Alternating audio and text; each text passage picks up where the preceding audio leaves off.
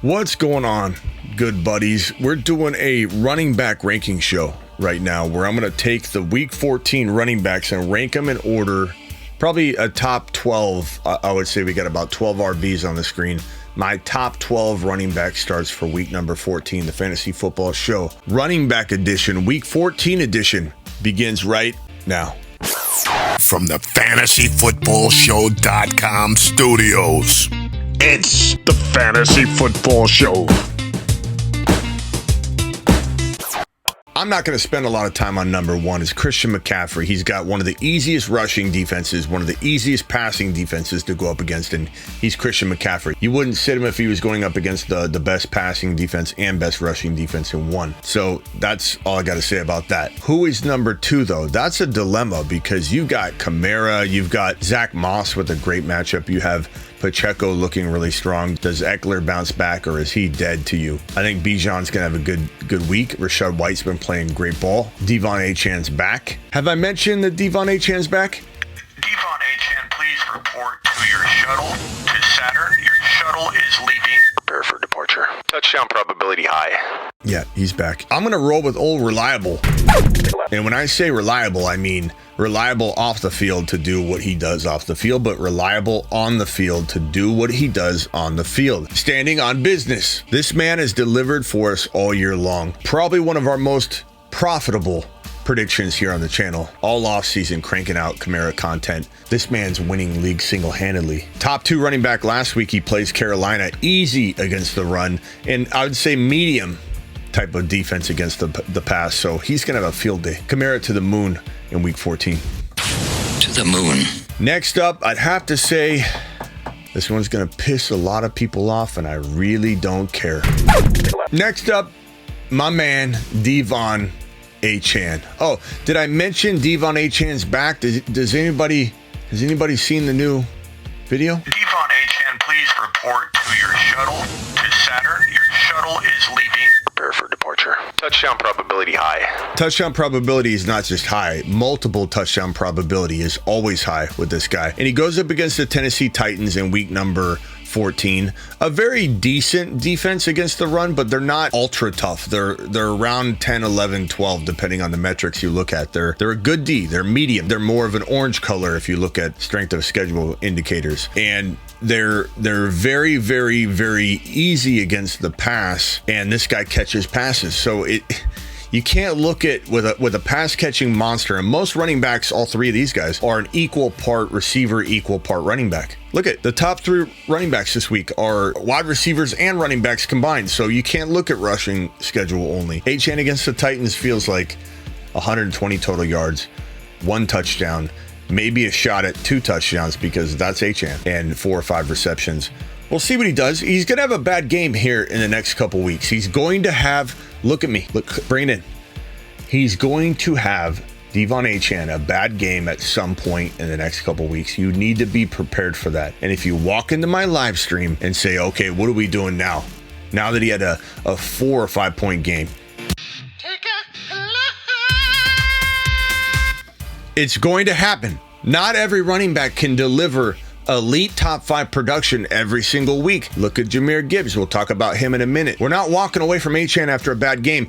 And he hasn't had one yet when he's been healthy. You can blame the knee injury on him all you want. You can say he's injury prone all you want, but you just don't know what you're talking about if that's the leg you're standing on.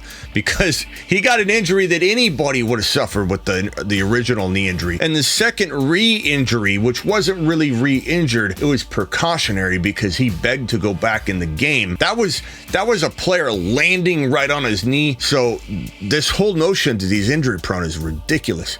When he's been on the field to play ball 4 games, he has exploded. When Devon Achane's been on the field to play ball, he has absolutely been a miracle worker. And if you take a look at his game log, I'll pull it up right here. You'll see that the man was running back 1 in week number 3. He was running back 5 in week number 4. He was running back 4 in week number 5. And he was running back 3 in week number 13. 4 games he's played, really. and he's dominating every single time he's playing a full game, and he'll continue to play full games. You do what you want, Bob. Every one of you Achane doubters are just sour about the fact that you missed the boat on him, and you're trying to justify you're missing him. The fact that you overlooked him because you feel bad about it, it makes you feel like you're not a good evaluator when you miss somebody entirely, so you just double down Donnie on it. Don't double down Donnie. Don't be Donnie. Adjust and adapt. Adjust and adapt Achane to the freaking... No, not the moon.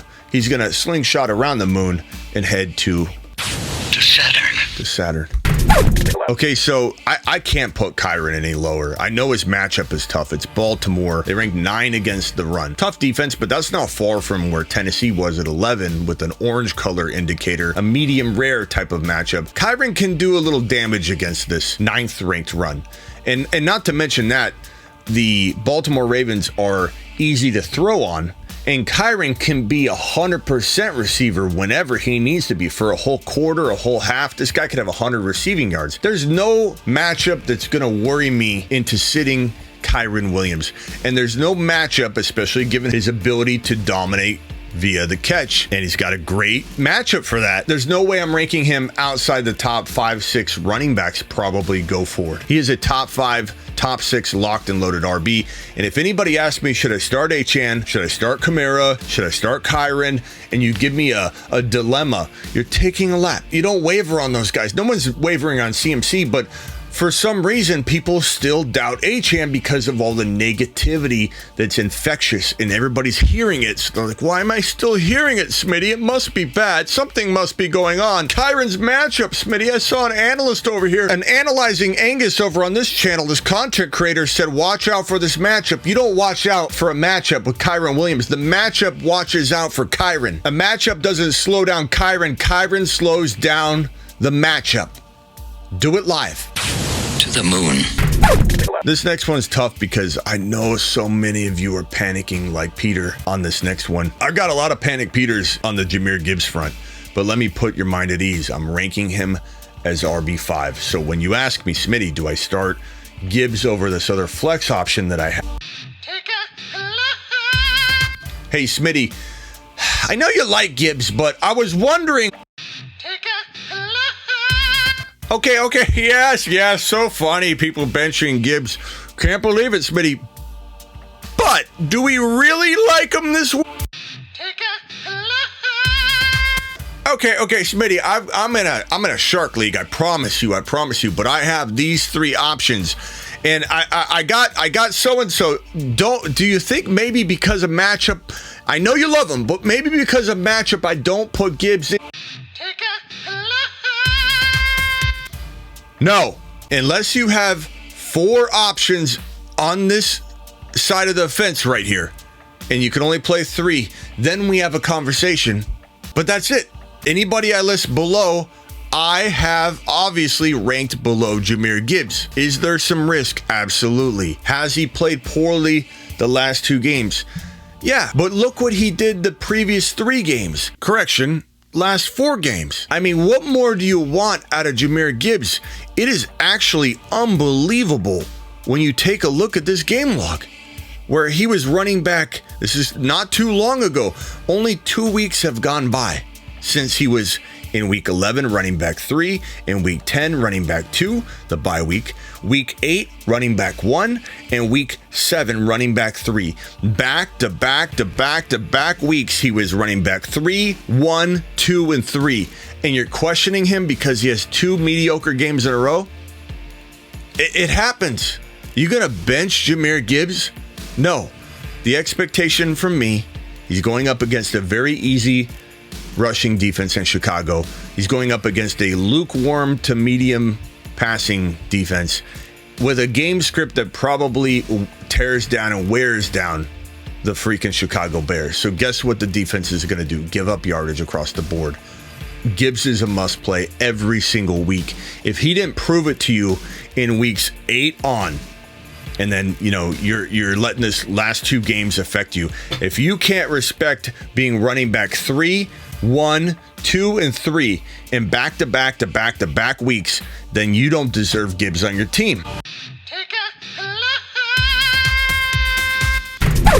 Next up, this is where it gets really tricky because I know I'm going to have a lot of complaining Caleb's in here going, why don't you have Rachaad White, number 6? He's doing so amazing. He is. No one's debating that. Or, hey, Smitty, ETN is fire. What do you do? Barkley's going to, have a great matchup against the Green Bay Packers, easy rushing defense. You're all correct. You're all correct. The problem is the pecking order here is impossible. It's almost blender material. Like Eckler could be next, or he could be 4, 5, 6 running backs down. Some of you will say Eckler's completely done. I wouldn't even start him. Some of you say he'll bounce back this week. He should be right here. This is preference right here. So relax a little bit, okay, Roger? Relax. Kick your feet up. Enjoy the show a little bit. I'm going to say Pacheco feels very safe. He's got actually a pretty good matchup against the Buffalo Bills against the run. They're not bad against the run. They're actually, I would say, more easy than medium. And I think, that bodes well for Pacheco. They're also medium rare in terms of defending the pass. So Buffalo is a fantastic matchup. I'm very tempted to put Pacheco like right around here, but I'm going to roll with our boy Bijan. This could be a little bit of hopeful thinking, but I still believe he got 18 totes last week, right? 18 totes last week. Let me look it up just to make sure I'm not running my mouth. Bijan Robinson, yes. You got 18 carries last week. And while they weren't the best carries, while the usage was, is going up, 22 carries, 16 carries, 18 carries. That's really, really good. I think it's a matter of time.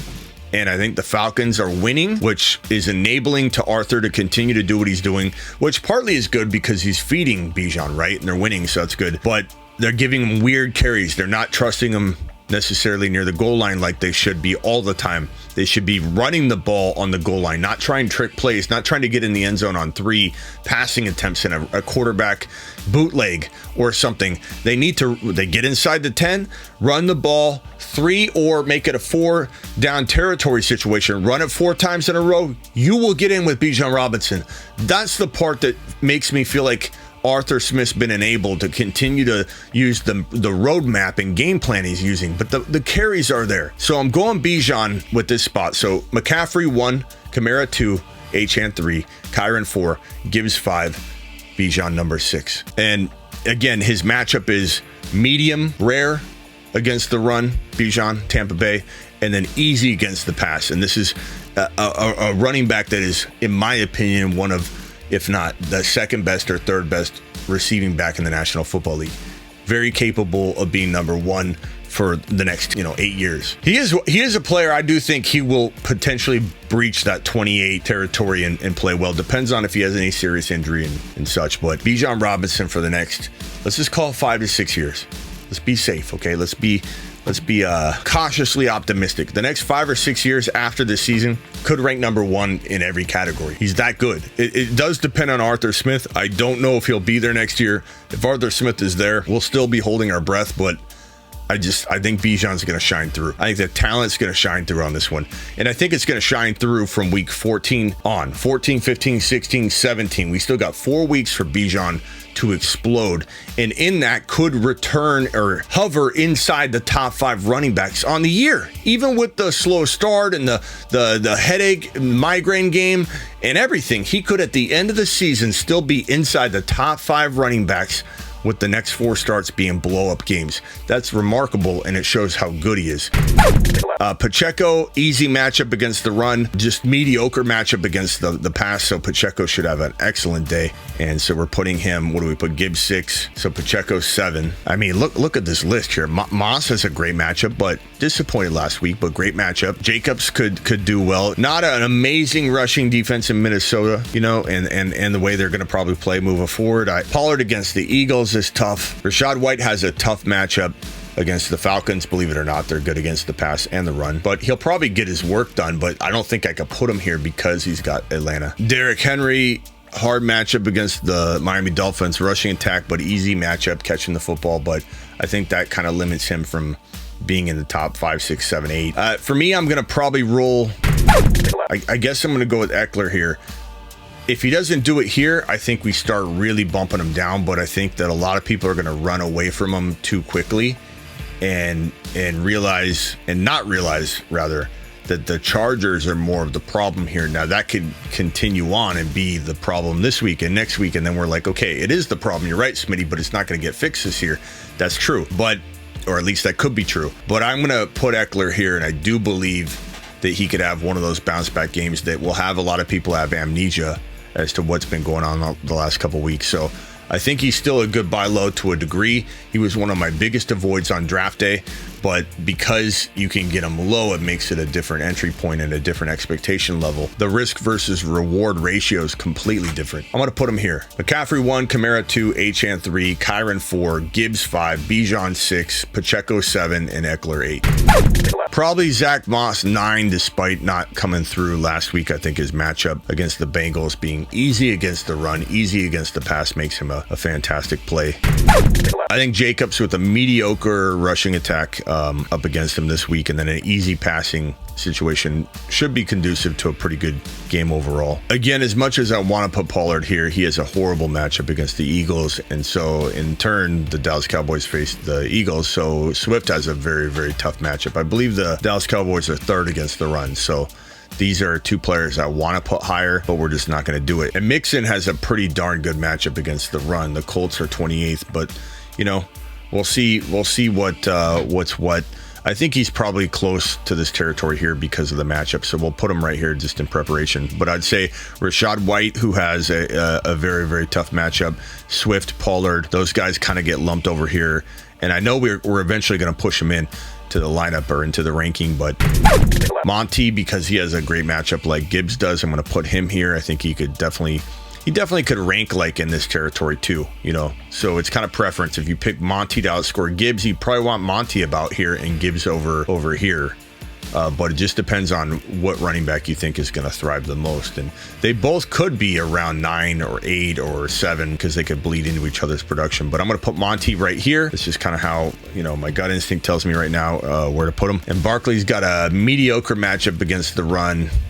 Pretty easy against the pass. He's definitely in this territory. I'm going to go Mixon here because of the matchup. I'm going to go Mostert next. I'm going to go Henry, Barkley, and then kind of like just a big tie here with this next spot because of the matchups. And a lot of you are going to be like, Smitty, White should be higher again. It's tough, you know. ETN, tough matchups make it hard to throw these players any higher. Barkley really does have a case to be higher because his matchup is good, but I just don't know that I trust the offense very, very much to mirror other offenses against the Green Bay Packers. And the Packers are playing tougher now, so I think things look a little different, you know, this week than they did 5-6 weeks ago.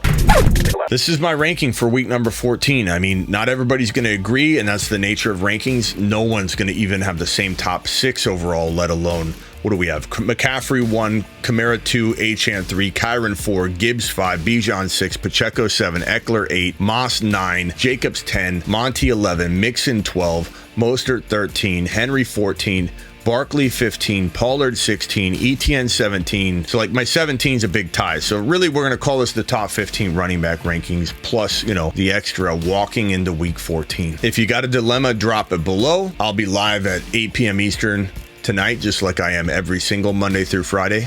I appreciate every single one of you. I'm also live whenever big news breaks, and I'm also live after games. I'm, you know, Monday night game, Thursday night game. The Sunday games, I'm live breaking down the recap of the game at hand or the games if it's Sunday. And again, Monday through Friday, 8 p.m. Eastern. Appreciate every single one of you. From the FantasyFootballShow.com studios, it's the Fantasy Football Show.